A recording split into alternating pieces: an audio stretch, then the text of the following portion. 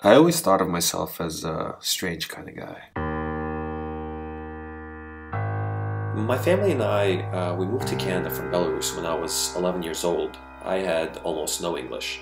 We always struggled with money. Every dollar counted. Let's just say growing up was not a walk in the park. You know, this one time when I was 12, I got a job standing outside in the freezing cold selling chocolates in plazas. Every Saturday and Sunday I would put in 6 to 8 hours while my friends watched morning cartoons. I just wanted to buy and trade my own Yu-Gi-Oh cards on a school playground. By the time university rolled around, I felt like everyone had it figured out but me. I was an okay student, but not great. I had little choice to begin with, couldn't afford out-of-town school.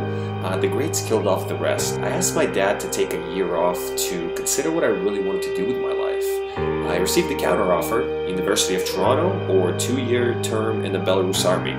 I took the former. I went to U of T Scarborough for 2 years. I did history, sociology, math, psych classes. I was so lost. After bombing a psych midterm in my second year, I transferred to Ryerson University. When my dad found out, we didn't speak for a month.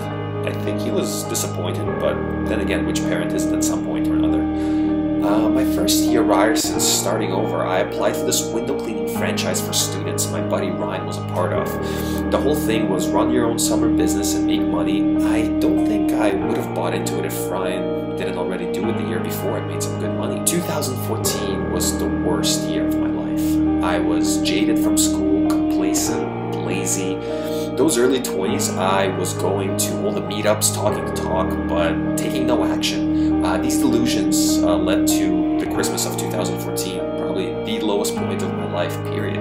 I was sitting alone in a bare fraternity dorm room, drinking a bottle of cheap wine, had like $500 in my bank account and $30K of student debt hanging over my head.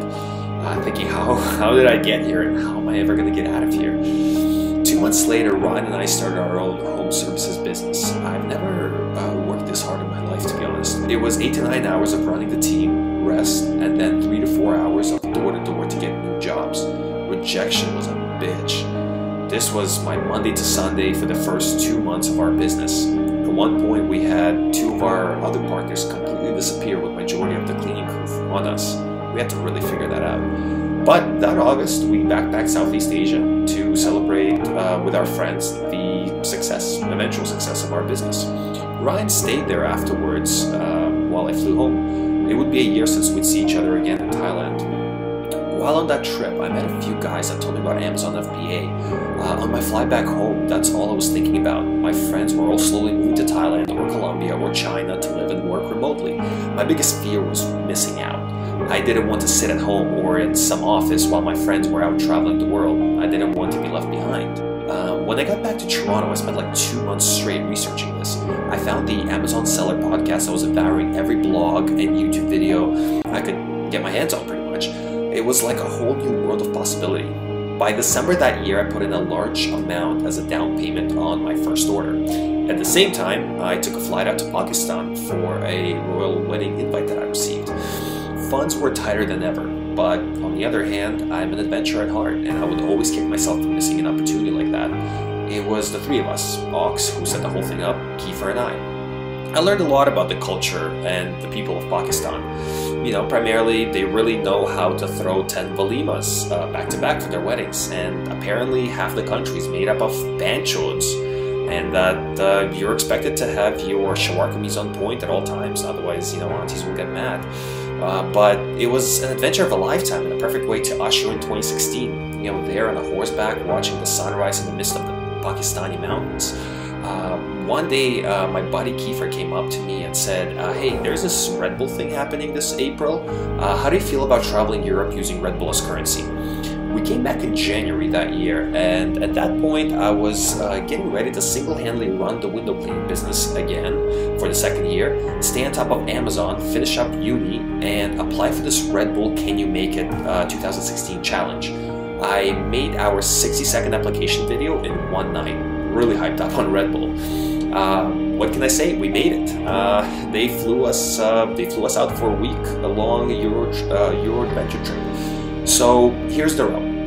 Basically, Red Bull Can You Make It takes 165 teams of 3 university students each from around the world. They fly them to Europe, they take their wallets and their phones, they give them one smartphone to vlog everything, and a case of Red Bull at every checkpoint for currency. Then you're on your own. We spent Red Bull cans on trains, food, hostels, making friends, getting out of trouble, and even sometimes for energy. It felt really weird drinking our money. I'll never look at Red Bull the same way ever again, I think. We were number 1 for like half the challenge, but fell short in the end by some social points and came in 4th. Got on Red Bull TV for our adventure checklist and all, so that was really, really cool. We were on top of the world on our way back. It was such an adventure. I got back to Toronto just in time for the window cleaning season. Plus, my Amazon stock had just arrived, so the month of May was crazy for me. I was out managing the team and marketing by day, improving my PPC and my listings by evening. May 2nd, 2016 was my first sale ever. I went from this weird immigrant kid from Belarus to an awkward in-betweener who belonged nowhere, to a party boy with no foreseeable future, to live in the moment for the craziest of experiences kind of guy, to finally becoming this digital nomad. And now I'm traveling the world and working online with my friends by my side. For the first time in my life, I feel like I'm at home, like I belong here, you know?